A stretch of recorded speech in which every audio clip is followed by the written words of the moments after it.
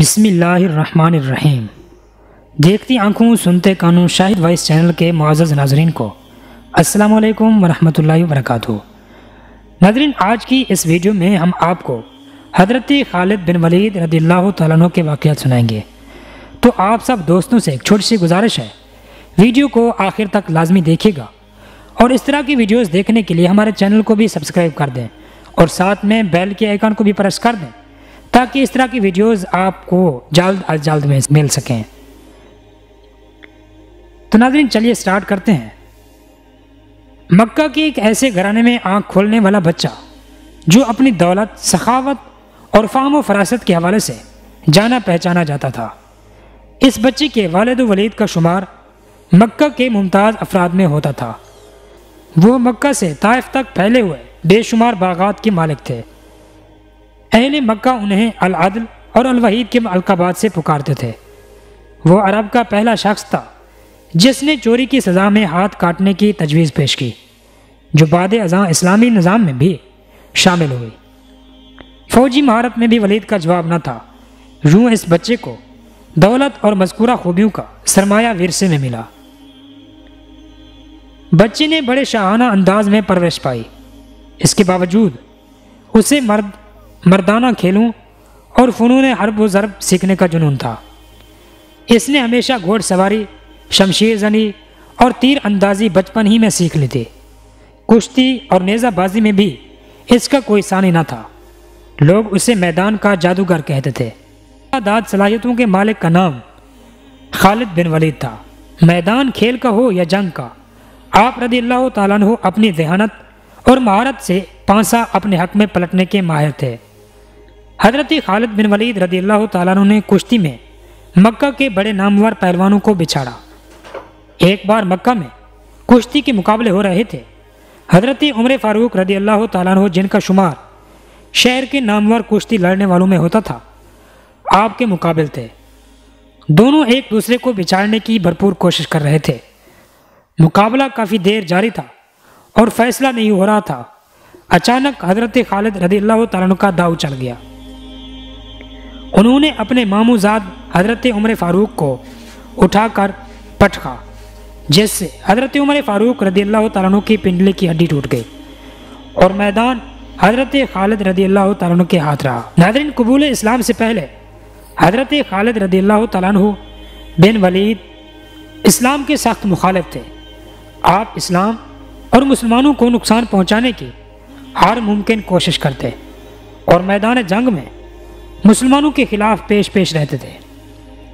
جنگی عہد میں فتح یاب مسلمانوں کو شدید نقصان پہنچانے والے حضرت خالد بن ولید رضی اللہ تعالیٰ عنہ ہی تھے۔ ذہانت، حاضر دماغی، حالات کا تجزیہ کرنے اور جنگی حکمت عملی میں آپ کو کمال حاصل تھا۔ اسی ذہانت، معاملہ فہمی اور جنگی سوج و بوجھ نے حضرت خالد رضی اللہ تعالیٰ عنہ کو کچھ عرصے سے عجیب ذہنی کشمکش میں مبتلا کر رکھا تھا۔ یہ 628 ہجری کا موسم بہار تھا۔ پودوں پر کلیاں پھول بن کر کھل رہی تھیں، بازاروں میں رونق بڑھ رہی تھی۔ حج کا زمانہ قریب آ رہا تھا، اس لیے عارضی دکانوں اور ٹھیلوں نے شہر میں چہل پہل بڑھا دی تھی۔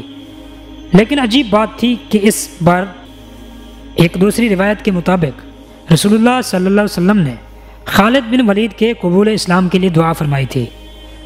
حضرت ولید نے اپنے بھائی کو بہت ڈھونڈا لیکن ان کا کچھ پتہ نہ چلا۔ آخر ولید نے اپنے بھائی کے نام ایک خط لکھا، ایک شناسہ کے حوالے کیا اور درخواست کی کہ جب خالد رضی اللہ تعالیٰ عنہ آئیں تو یہ خط ان کو پہنچا دیا جائے۔ دوسری طرف خالد بن ولید کے دل کی کیا حالت تھی اور بھائی کے خط نے کیا کمال دکھایا، اس حوالے سے خود حضرت خالد بن ولید رضی اللہ عنہ فرماتے ہیں کہ میں اکثر سوچا کرتا تھا کہ مجھے پیغمبر اسلام کے خلاف ہر جنگ اور ہر محاذ پر ناکامی کیوں ہوتی ہے۔ پھر آہستہ آہستہ میرے دل میں یہ خیال تقویت پکڑتا چلا گیا کہ کوئی غیبی طاقت میرے دل میں محمد صلی اللہ علیہ وسلم کے لیے جگہ بنا رہی ہے۔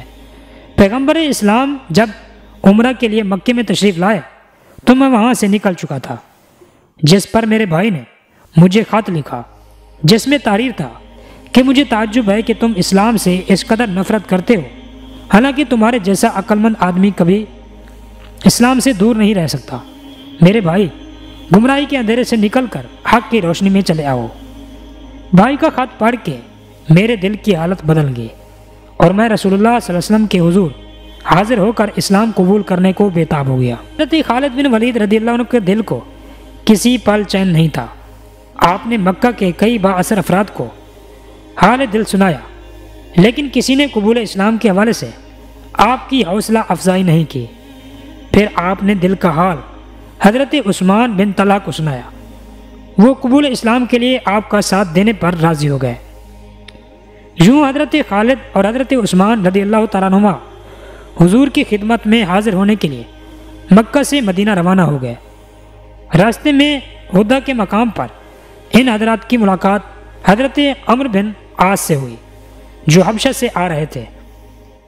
انہوں نے حضرت خالد بن ولید سے پوچھا، ابو سلیمان کہاں کا ارادہ ہے؟ حضرت خالد بن ولید رضی اللہ عنہ نے بتایا کہ وہ قبول اسلام کے ارادے سے مدینہ جا رہے ہیں۔ حضرت عمرو بن عاص نے بتایا کہ وہ بھی یہی ارادہ رکھتے ہیں۔ 31 مئی 628 ہجری کو دن اسلامی تاریخ میں بے حد اہمیت رکھتا ہے۔ اس دن اسلام کی وہ عظیم جرنیل خالد بن ولید اور عمرو بن عاص عثمان بن طلحہ کے ساتھ مدینہ منورہ میں داخل ہوئے۔ سب سے آگے حضرت خالد بن ولید، ان کے پیچھے عمرو بن عاص اور ان کے بعد عثمان بن طلحہ تھے۔ حضور نے انہیں دور سے آتے دیکھا تو تبسم فرمایا اور اس وقت تک مسکراتے رہے جب تک یہ تینوں حضرات آپ کے پاس نہیں پہنچ گئے۔ انہوں نے آ کر خدمت اقدس میں سلام عرض کیا اور کلمہ پڑھ کر مسلمان ہو گئے۔ تو ناظرین، یہ تھا پارٹ 1۔ انشاءاللہ ہمارے ساتھ جڑے رہیے گا، آپ کو آئندہ بھی ایک کے بعد دوسرا اور تیسرا اس طرح پارٹ دکھاتے رہیں گے۔ تو ناظرین، امید ہے کہ یہ چند ایک منٹ کی ویڈیو آپ کو پسند آئی ہوگی۔ اگر پسند آئی تو ویڈیو کو لائک لازمی کر دینا، اور ابھی تک ہمارے چینل کو سبسکرائب نہیں کیا تو مہربانی کر کے ہمارے چینل کو سبسکرائب کر دیں اور ساتھ میں بیل کے آئیکن کو بھی پریس کر دیں تاکہ ہماری ہر نئی آنے والے اس طرح کی معلوماتی ویڈیوز آپ تک جلد از جلد پہنچ سکیں۔ تب تک کے لیے اللہ حافظ۔